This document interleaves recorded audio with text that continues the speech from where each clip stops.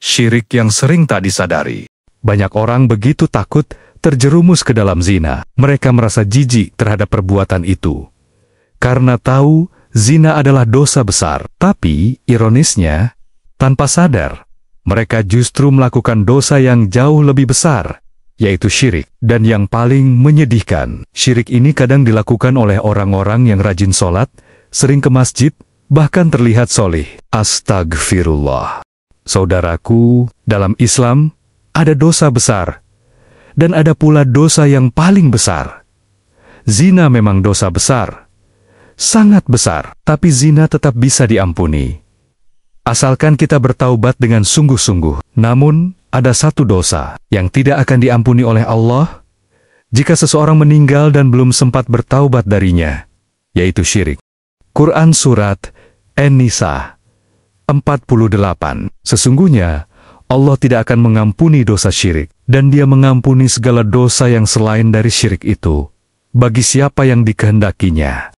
Syirik, secara bahasa artinya adalah menyekutukan. Secara istilah, syirik berarti menyekutukan Allah dalam hal-hal yang menjadi haknya, baik dalam rububiyah penciptaan, uluhiyah ibadah, maupun asma wa sifat, nama dan sifatnya. Ada dua jenis syirik yang harus kita pahami. Satu, syirik besar yang bisa membatalkan keislaman seseorang dan mengeluarkannya dari agama Islam. Dua, syirik kecil yang tidak mengeluarkan dari Islam, tapi tetap sangat berbahaya dan bisa menyeret pelakunya pada syirik besar jika terus dilakukan. Quran Surat Luqman 13. Wahai anakku, janganlah engkau mempersekutukan Allah. Sesungguhnya mempersekutukan Allah adalah benar-benar kezaliman yang besar. Zina itu jelas haram, dan kerusakannya besar. Ia merusak moral pribadi, menghancurkan keluarga, bahkan menodai kehormatan masyarakat. Tapi syirik jauh lebih dalam kerusakannya. Syirik merusak fondasi iman seseorang. Syirik adalah penghinaan terhadap Allah yang Maha Esa. Syirik adalah pengkhianatan terhadap tauhid, pondasi seluruh ajaran Islam. Zina bisa diampuni, tapi jika seseorang meninggal dunia dalam keadaan syirik dan belum bertaubat, maka tidak ada ampunan untuknya.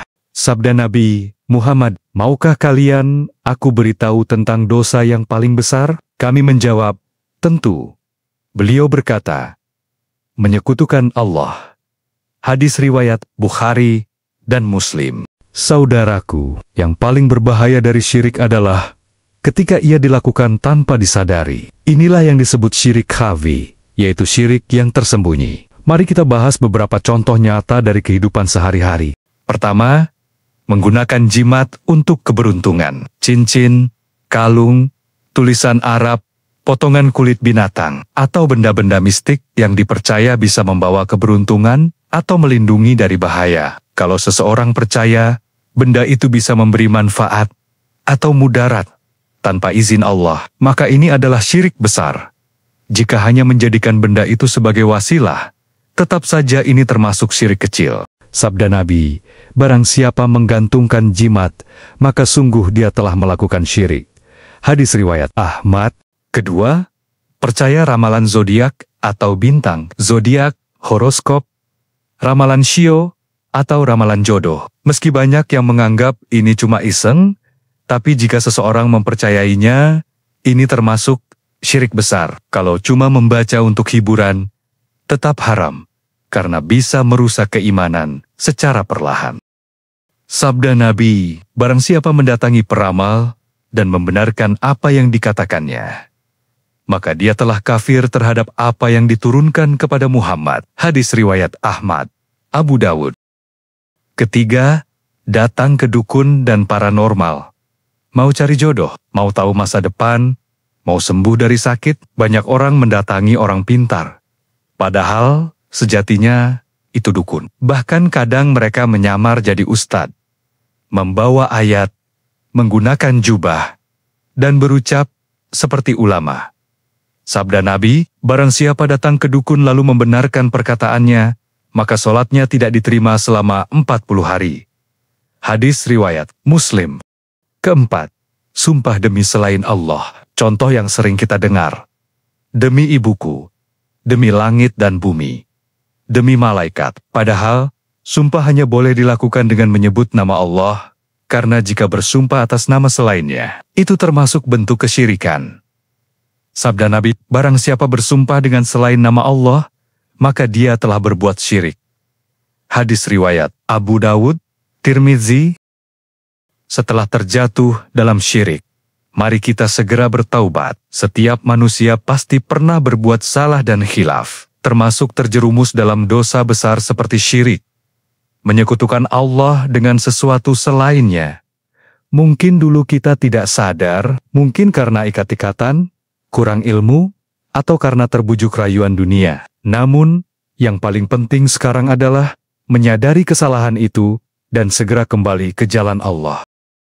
Allah tidak menutup pintu ampunannya, bahkan untuk dosa syirik, selama hambanya bertaubat sebelum ajal datang. Sesungguhnya Allah mengampuni semua dosa bagi siapa yang dikehendakinya. Quran Surat Az-Zumar 53. Kenapa kita harus segera bertaubat? 1.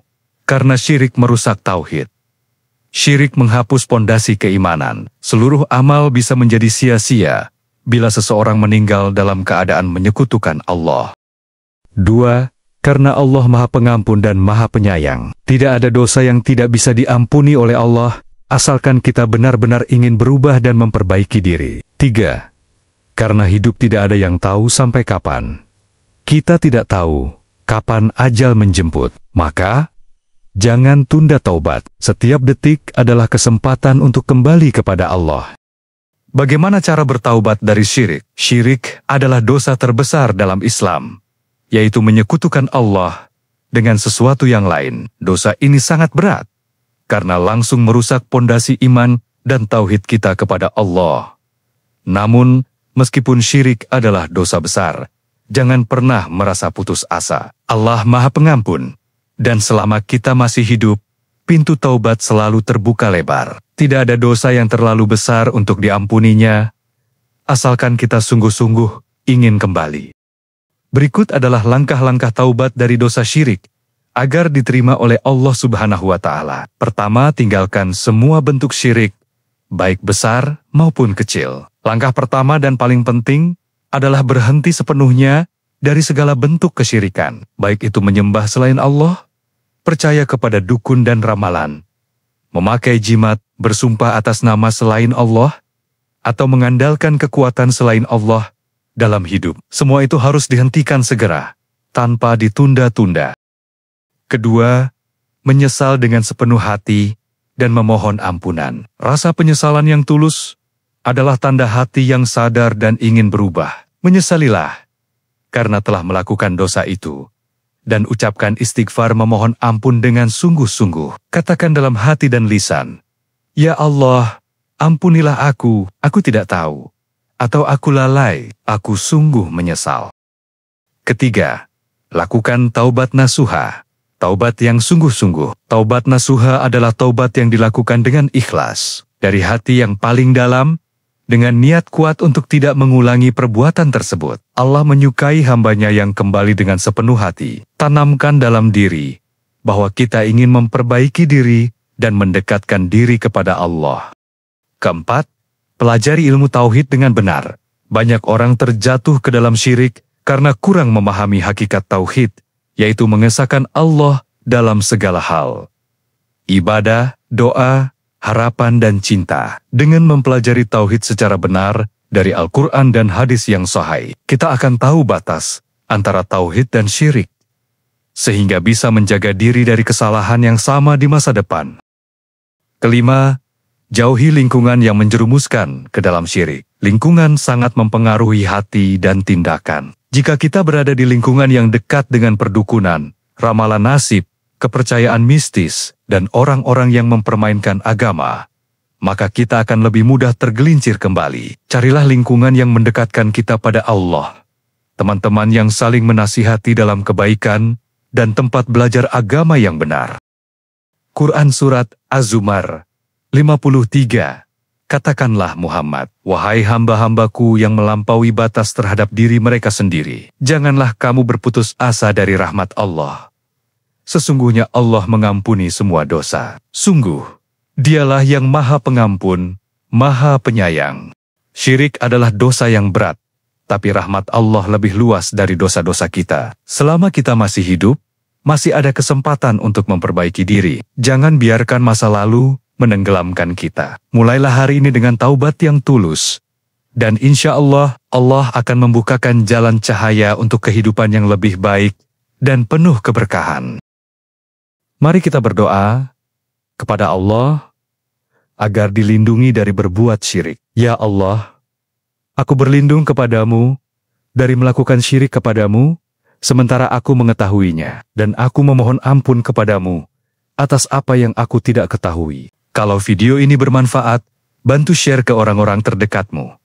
Mungkin lewat kamu, seseorang selamat dari syirik dan kelak masuk surga. Jangan lupa like, komentar, dan subscribe untuk konten Islami berikutnya dari Surau Channel.